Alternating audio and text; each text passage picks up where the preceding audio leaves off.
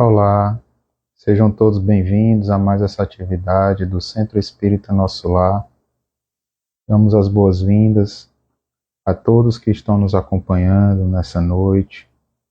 E hoje nós vamos ter a oportunidade de conversar sobre um tema que tem como título o autoconhecimento, ferramenta para evolução. Eu me chamo Alan Coach, sou trabalhador dessa casa, sou estudante. E na noite de hoje nós tentaremos trazer as reflexões desse tema à luz do Evangelho do nosso Mestre, do nosso irmão Jesus, e também dos esclarecimentos que a doutrina espírita nos oferece. Gostaria de pedir àqueles que nos acompanham que, caso haja alguma falha no áudio ou na transmissão, que nos sinalizem para que a gente possa, sempre ajustar na medida do possível, para que a mensagem não fique prejudicada. Então, como eu antecipei, o tema de hoje é autoconhecimento, ferramenta para evolução. Então, nós vamos ler um pequeno trecho do livro Caminho, Verdade e Vida, para que ele possa balizar os nossos pensamentos na noite de hoje. Convém o esforço de autoanálise a fim de identificarmos a qualidade das próprias ações. É indispensável conhecermos os frutos de nossa vida, de modo a saber se beneficiam os nossos irmãos. Então percebam que essa mensagem, como eu disse, peço que todos reflitam sobre ela enquanto fazemos a nossa prece, pois ela trará a cada um de nós as orientações necessárias para a atividade dessa noite. Só temos a te agradecer, Mestre, pelo teu amor, pela tua bênção, pela tua misericórdia, que essa atividade possa estar sob a tua proteção e sob o teu amparo. E todos que aqui nos acompanham no plano físico e espiritual possam receber aquilo que necessitam através dos teus esclarecimentos. Que o teu amor possa sempre guiar as nossas decisões e a nossa caminhada em direção a ti. Graças te damos, Mestre, que assim seja. Então, pessoal, quando nós falamos de autoconhecimento, sobretudo trazendo isso sobre uma análise de como pode ser aplicado como uma ferramenta de evolução a todos nós, podem surgir alguns questionamentos. E nós vamos tentar iniciar a nossa conversa, primeiramente sobre o esclarecimento que a doutrina espírita nos oferece. Partindo do princípio que a doutrina espírita, além de apresentar à humanidade a questão da imortalidade da alma e da possibilidade de comunicabilidade entre os espíritos encarnados e desencarnados, esse papel ele vai bem além. Porque se nós ficarmos apenas nesse ponto da imortalidade e da comunicabilidade entre os espíritos, muitas vezes o que nós conseguiremos aguçar é a nossa curiosidade, apenas voltado ao fenômeno ou aquilo que nós achamos que é sobrenatural. Mas percebamos que a doutrina espírita, quando nos é apresentada por Kardec e por toda a pleide de espíritos da codificação, eles nos informam que ela estará sobre os alicerces de 3 pilares: ciência, filosofia e religião. Prova disso é que o primeiro livro da codificação se trata do Livro dos Espíritos, aquele que traz esclarecimentos, que responde questionamentos de todos nós sobre essa nova realidade que é trazida para o nosso esclarecimento. Em seguida, o Livro dos Médiuns busca nos orientar de como deve ser esse contato com os nossos irmãos desencarnados. Mas percebam que, sem fugir da finalidade também do Espiritismo, do nosso crescimento moral, eis que é publicada a 3ª obra da codificação, o Evangelho segundo o Espiritismo, que tem como seus objetivos principais auxiliar a humanidade no seu desenvolvimento moral. E isso está registrado na introdução desse livro. E eu estou trazendo todos esses pormenores para que a gente perceba que o caráter filosófico ele não pode ser desprezado por nenhum de nós. Muitas vezes nós nos apegamos apenas aos critérios científicos ou aos critérios meramente religiosos da nossa caminhada. E muitas vezes colocando um em contraponto ao outro. Ou eu acredito fielmente na religião, ou eu acredito fielmente na ciência. E percebam que quando o Espiritismo nos traz esse esclarecimento, ele também nos pede que a gente coloque esses três alicerces de maneira unificada, de maneira equilibrada, de maneira correlacionada. E eu estou trazendo isso porque o caráter filosófico, ele exige de cada um de nós que possamos refletir qual é o nosso papel enquanto espíritos, qual é o nosso papel na obra divina. Por que que Deus resolveu criar a cada um de nós individualizando esse princípio inteligente, para que pudéssemos ter essa oportunidade evolucionista, essa oportunidade de crescimento espiritual? E é nessas reflexões que esse caráter filosófico ele vai nos ajudar, não apenas no campo das ideias. E é por isso que na noite de hoje nós vamos trazer esclarecimentos práticos de como o papel do autoconhecimento pode nos auxiliar. Existe uma mensagem também no livro Caminho, Verdade e Vida, o mesmo livro da mensagem inicial que foi lida, que nos diz que se nós, seres humanos, nos dedicássemos para evoluir moralmente da mesma forma que nos determinamos para conseguir o ouro em nossas vidas, o nosso mundo seria totalmente diferente. E é justamente sobre esse aspecto do apego material, da busca incessante de riquezas materiais, que muitas vezes nós vamos nos afastando ou negando a morada da mensagem de Jesus em nossos corações. Nós vamos nos afastando também do nosso Pai. Infelizmente, quando nos foi permitido esta caminhada, dotados de um livre-arbítrio e dotados de uma possibilidade de crescimento, quando nos é dito que nós saímos lá daquele estágio de simplicidade e ignorância, numa caminhada direcionada a nos tornarmos espíritos puros, as nossas decisões, na maioria das vezes, nos fazem nos afastarmos do nosso Pai. Porque nós vamos buscando o nosso personalismo, nós vamos buscando aplicar apenas a nossa vontade. E aí nós temos que entender, e é por isso que Jesus esteve conosco aqui na Terra, não só explanando esse esclarecimento, mas o vivenciando, para que entendêssemos que a mensagem de amor, de acolhimento, de fraternidade, que o amor do nosso Pai ele está disponível a todos nós. Esse conhecimento também está ao alcance de todos nós. Quando Jesus apresentou à humanidade as bases da lei de amor, não é porque ele queria que a humanidade vivesse uma utopia, mas porque ele já sabia que éramos e somos capazes de vivenciar essa lei de amor, de abrir espaço em nossos corações para que ela possa fazer a diferença no nosso relacionamento com o nosso próximo, independente de ser nosso familiar, independente de ser alguém fraterno ou alguém a quem temos simpatia ou não. Então todos nós somos capazes sim de evoluir moralmente. E temos que entender também que não é o nosso ponto de partida que vai determinar essa nossa caminhada e nem o nosso futuro. O que vai determinar tudo isso é o ponto que nós adotarmos de decisões a cada dia em nossa caminhada. Porque se assim o fosse, todos nós estaríamos condenados ao sofrimento. Porque nós temos o mesmo ponto de partida, lembram? A simplicidade e a ignorância. Nós não teríamos conhecimento daquilo que se apresenta como as verdades divinas e aquela simplicidade porque ainda estaríamos apenas tomados pelo instinto, sem desenvolver aquele nosso senso crítico, aquela possibilidade de questionarmos e irmos em busca daquilo que nos estimula. Então, se esse ponto de partida que é comum a todos nós, filhos de um mesmo Pai, de uma mesma origem, ele definisse toda a nossa trajetória, não teria sentido nós buscarmos uma evolução, sobretudo do ponto de vista moral e espiritual. Mas o que nos é apresentado é que a cada dia nos são oportunizadas possibilidades de crescimento, possibilidades de avançarmos nessa nossa jornada.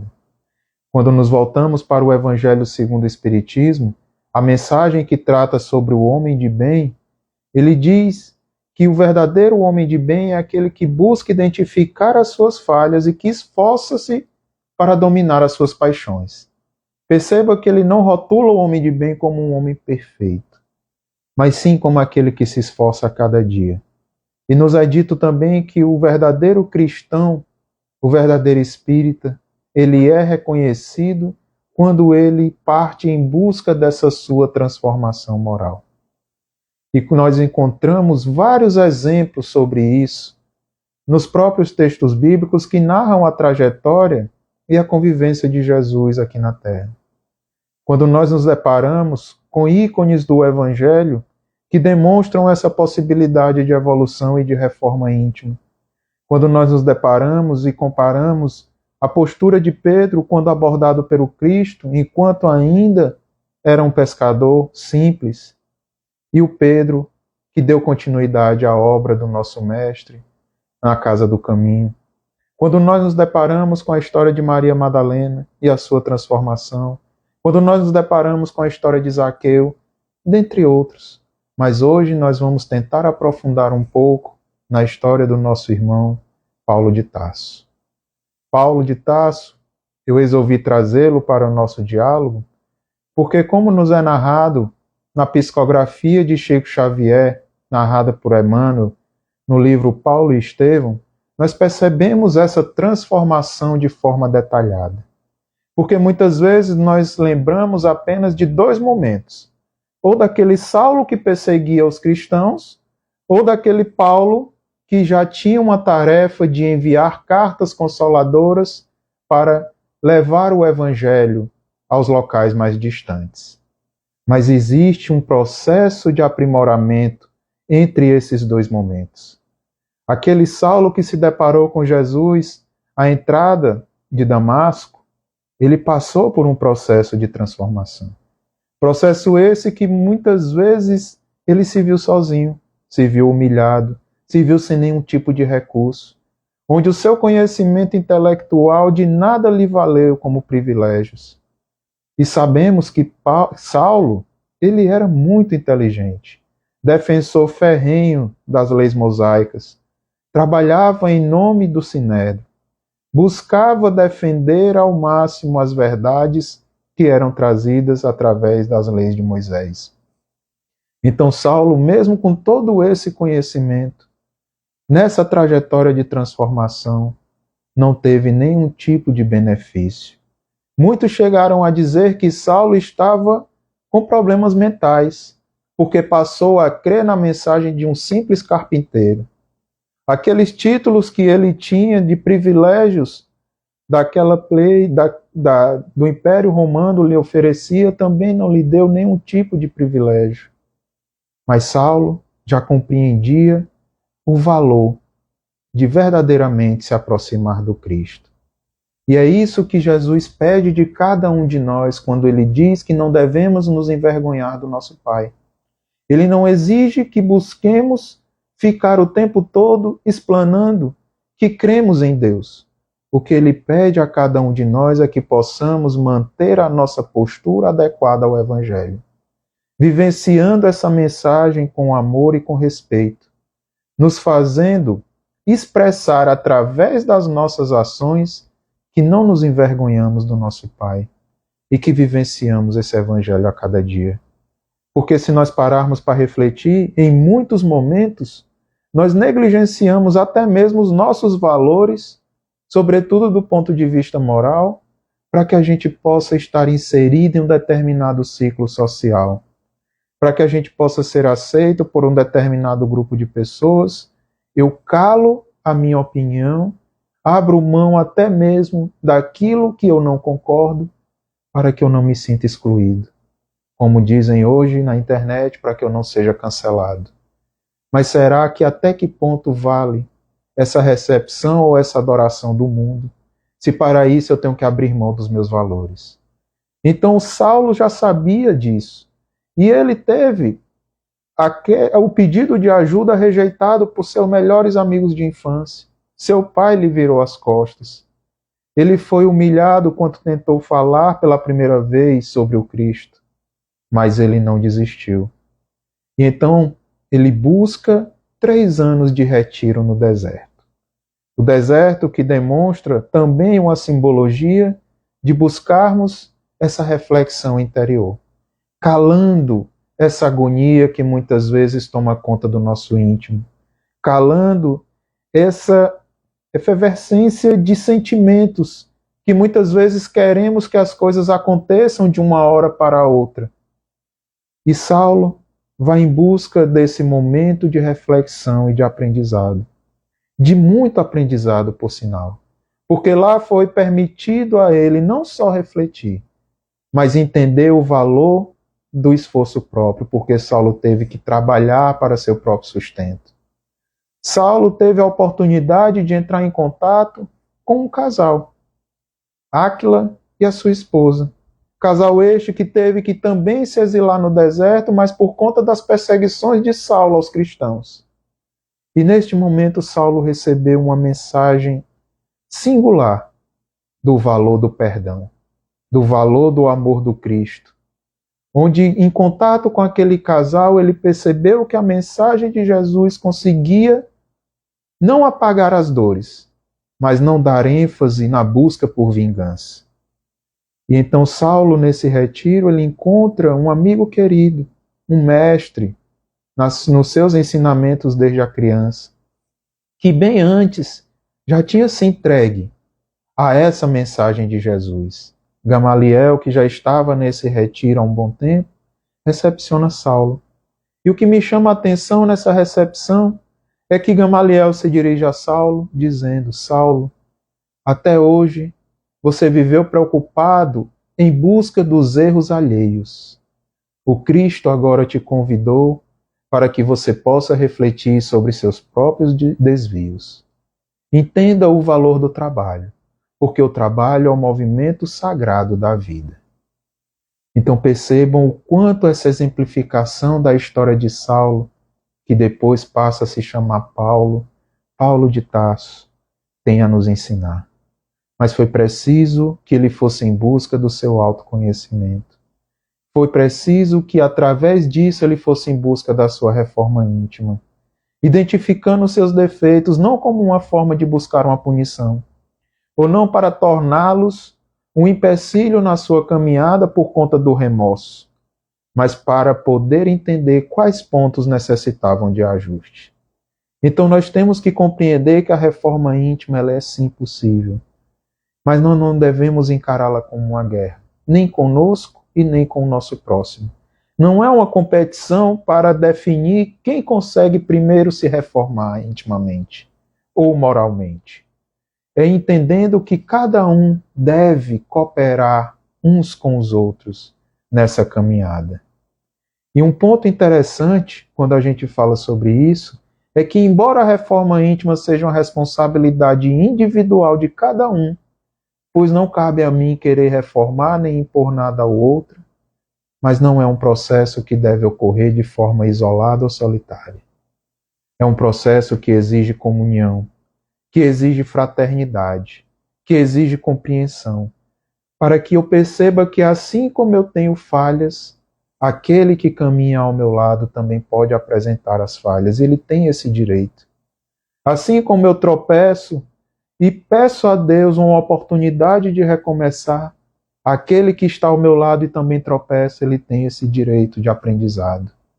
Então nós temos que compreender que estamos aqui para esse auxílio mútuo. Nós temos que compreender que não é o outro que precisa de reforma, porque nós temos esse hábito de achar que apenas o nosso próximo ele precisa de reforma. E muitas vezes o nosso cotidiano nos faz esquecer tanto das nossas próprias falhas, quanto dessa busca pelo alimento espiritual. Kardec perguntou aos espíritos qual seria o meio mais eficaz para combatermos as nossas próprias falhas e as nossas próprias fraquezas. E foi respondido a Kardec aquela frase do caráter filosófico tão conhecido por todos nós: conhece-te a ti mesmo. Trazendo esse esclarecimento à humanidade da necessidade de identificarmos os diferentes pontos mais íntimos em nós. E Santo Agostinho, no mesma obra, o Livro dos Espíritos, ele reforça esse ponto. Quando ele nos orienta, ao final de cada dia, fazermos um exercício de autorreflexão. buscando compreender se ao longo daquele dia eu tive alguma postura que causou dor, que humilhou, que prejudicou outra pessoa. Se a minha conduta se fosse vista por mim em outra pessoa, como eu iria reagir? Ou se alguém me viu agindo daquela maneira, como será que as pessoas reagiram à minha jornada e à minha conduta e às minhas decisões? Então é a partir desse ponto que eu começo a perceber se eu preciso ou não de melhoramento.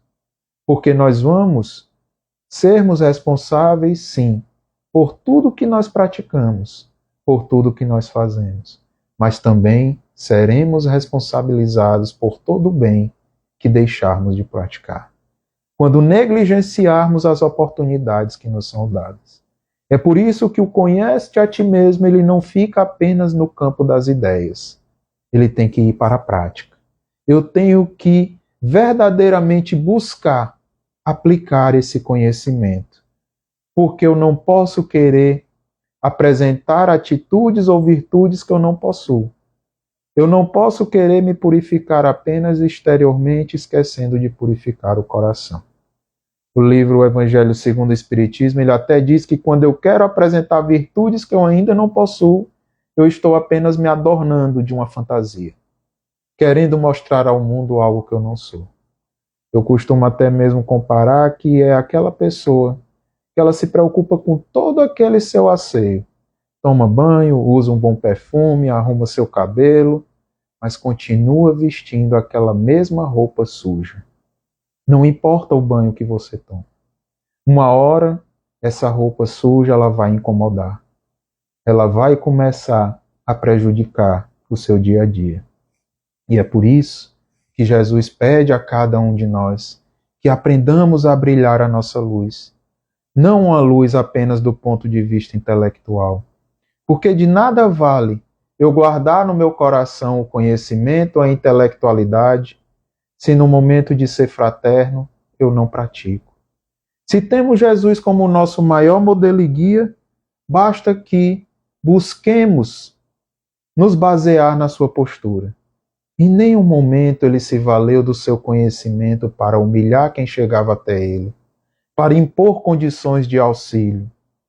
E a todo momento ele se valeu da luz que ele carregava para iluminar e orientar o caminho daqueles que estavam ao seu lado.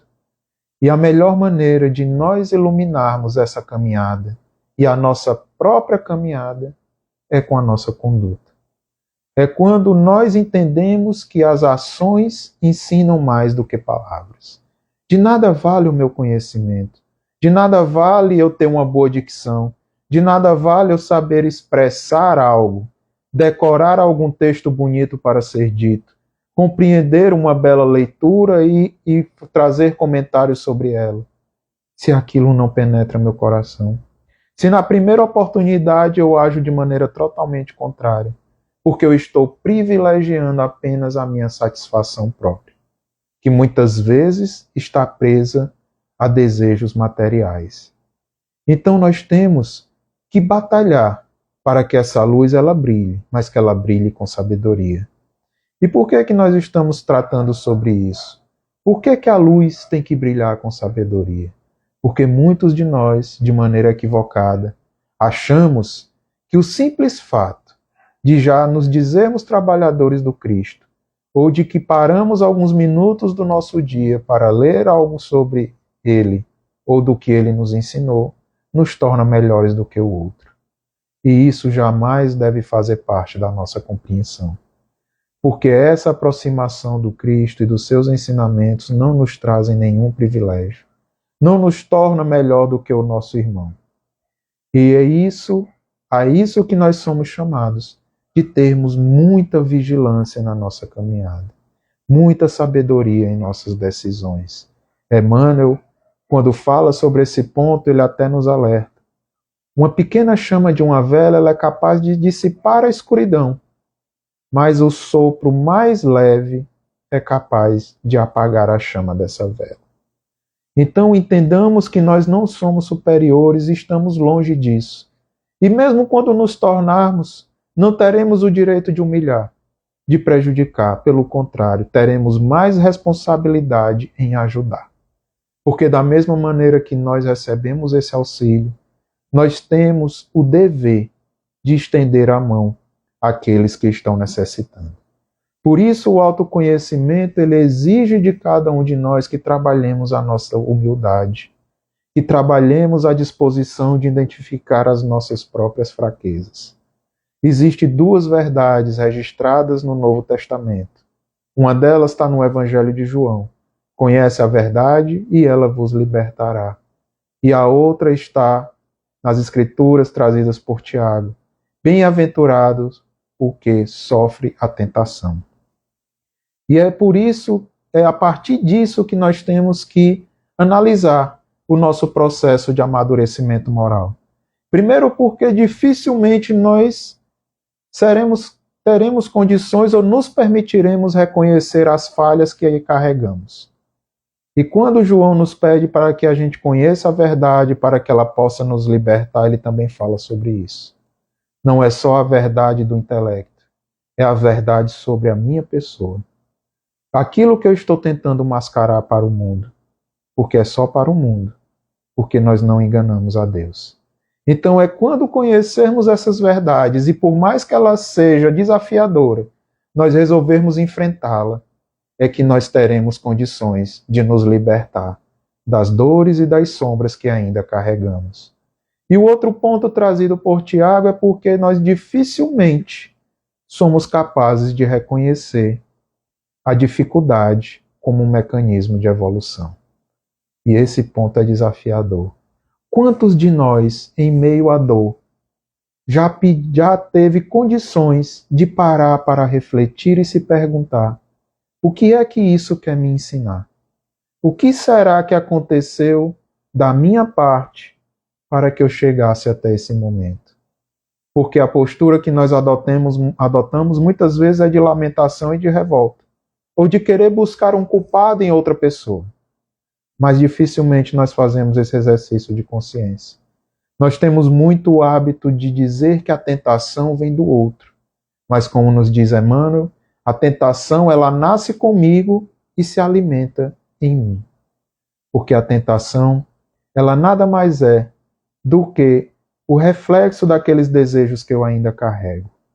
É aquele ponto que eu ainda tenho que enfrentar. Lembram que agora há pouco nós falamos de nos conhecermos? O que é que me estimula? Porque quando eu consigo perceber o que é que me estimula, principalmente do ponto de vista de sentimentos, eu consigo me preparar, eu consigo me organizar, eu consigo até mesmo trabalhar para que aquilo não passe mais a me estimular de uma maneira equivocada. A pergunta 712 do Livro dos Espíritos, ela trata sobre a tentação. E é respondido a Kardec pelos Espíritos que a finalidade da tentação na nossa jornada espiritual é nos ajudar a desenvolver a razão. E esse é um ponto bem delicado, porque a gente negligencia o uso da razão. Não, Alain, mas eu sou capaz de pensar. Eu tomo decisões na minha vida. Mas de que forma nós tomamos essas decisões? Não é o pensar por pensar. Não é a autonomia de decidir a nossa vida por simples decidir. O uso da razão ele exige equilíbrio. É aquele simples exercício. Pensar antes de agir. E só fazer ao outro aquilo que eu desejo que seja feito para comigo. Quando eu começo a ponderar sobre isso, e muitas das minhas atitudes que eu percebo que vão prejudicar a outra pessoa, eu já não as pratico. Eu já não adoto essa postura. Então a razão, ela permite que eu conheça quais os pontos que já me prejudicam. E aí a gente sai lá daquele ponto inicial da ignorância, daquele ponto inicial da simplicidade, onde eu ajo apenas pelo instinto de sobrevivência. Eu começo a ponderar, eu começo a entender o que é que me estimula, o que é que eu devo buscar ou não. E então a gente começa a entender por que Emmanuel nos alerta que apenas duas asas nos levaram a Deus: o amor e a sabedoria. Porque não adianta apenas o intelecto se eu não aplicá-lo de forma eficaz no crescimento moral. E não adianta a boa vontade em evoluir se eu não me esforçar para ter esse preparo. E tudo isso exige de nós um processo de vigilância. Mas eu quero aqui destacar que vigilância vai além do observar. E, sobretudo, de observar o outro, porque a gente acha que vigiar é vigiar o outro. Mas eu quero também trazer uma compreensão que eu tenho de que vigilância não é nenhum tipo de armadura. Dizer que somos vigilantes não quer dizer que nós somos pessoas intransponíveis, intocáveis, que estamos totalmente protegidos contra as dores e contra as dificuldades do mundo. Vigilância é quando nós nos colocamos de forma preparada para agir, independente das situações que surgirem na nossa caminhada. Eu estou vigilante, ou seja, eu estou atento e estou preparado para agir conforme aquela circunstância exigir de mim. Por isso, nos foi orientado por Paulo: vigia e observa tudo, mas só retém aquilo que for bom, para que a gente possa ponderar aquilo que realmente tem efeito benéfico em nossa caminhada. Para que aos poucos, porque é um processo lento, não adianta a gente querer se purificar da noite para o dia, porque nós não vamos conseguir. Não adianta a gente querer, como diz o ditado popular, dar passos maiores do que nossas pernas. Que façamos o bem feito no pouco que nos é permitido, para que um dia tenhamos condições também de fazer o bem feito no muito. Que a gente tenha essa paciência para conosco, para a gente possa enfrentar os desafios que surgirem, com muito trabalho, com muito esforço. Porque agora há pouco nós falamos de tentação. E o Livro dos Espíritos nos diz: o trabalho no bem é a muralha contra as tentações. Percebam o quanto isso é esclarecedor. E por que que isso nos é apresentado? Porque quando eu me coloco à disposição de trabalhar no bem, além de proteger a minha casa mental, eu estou me ocupando de coisas úteis. Eu estou aprendendo coisas úteis. Então eu não vou ter tempo e nem disponibilidade para me entregar a situações que vão me causar quedas morais. Aquilo que se apresenta como algo que é maléfico na minha trajetória. Nós passamos a nos colocar na condição de trabalhadores do Cristo. E aí parte daquele questionamento inicial que eu trouxe, ele começa a ser respondido. Lembram do questionamento do caráter filosófico? Por que que eu fui criado? Por que que eu me tornei um espírito? Por que que Deus resolveu nos dar essa oportunidade de evolução? Porque aí nós nos colocamos como seus trabalhadores, como seus cooperadores. Nós nos colocamos à disposição do nosso semelhante. E quanto mais nós doamos no trabalho no bem, mais nós nos alimentamos de boas energias e de luz. Mais nós nos alimentamos desses ensinamentos, mais nós nos ligamos a Deus. Nos é dito que 3 são as virtudes que nos ligam a Deus: a fé, a esperança e o amor. Então, onde nós lemos o amor, que também possamos ler a prática da caridade. A fé, que nos faz acreditar nesse Pai generoso e misericordioso, que sempre nos oportunizará o aprendizado. E a esperança, que nos faz perceber que a nossa caminhada ela pode ser dotada de dias melhores. Então percebamos o quanto nos é necessário esse trabalho no bem, para que essa proteção mental nos traga esse aprendizado constante que nós necessitamos, nos ajude a buscar esse conhecimento, porque não cabe a nenhum de nós querermos aplicar primeiramente no outro um conhecimento que nós nem possuímos. Então, nessa busca pela reforma íntima, que nós tenhamos condições de valorizar também o trabalho. Porque muitas vezes nós, na primeira dificuldade, queremos abandonar esse trabalho. Ou usamos as dificuldades como desculpa para não cooperar mais. Ou achamos que não somos dignos da misericórdia divina. Mas percebam que a pergunta 676 do Livro dos Espíritos nos diz: sem o trabalho, o homem permaneceria sempre na sua infância moral e intelectual. Então vejam essa importância de nos movimentarmos e compartilhar boas ações. E entendermos que o progresso ele é filho do nosso esforço próprio. Que não adianta eu querer mudar aquilo que está ao meu redor apenas esperando que milagres aconteçam sem nada oferecer. Lembremos-nos daquela parábola que conta sobre o milagre da multiplicação, onde Jesus só conseguiu multiplicar os pães e os peixes porque lhe foi oferecido algo. Eu costumo dizer que a matemática já nos ensina. Aquilo que nós tentamos multiplicar por zero, o resultado é zero. Então, foram oferecidos poucos pães e poucos peixes, mas o suficiente para ser multiplicado a ponto de alimentar uma multidão.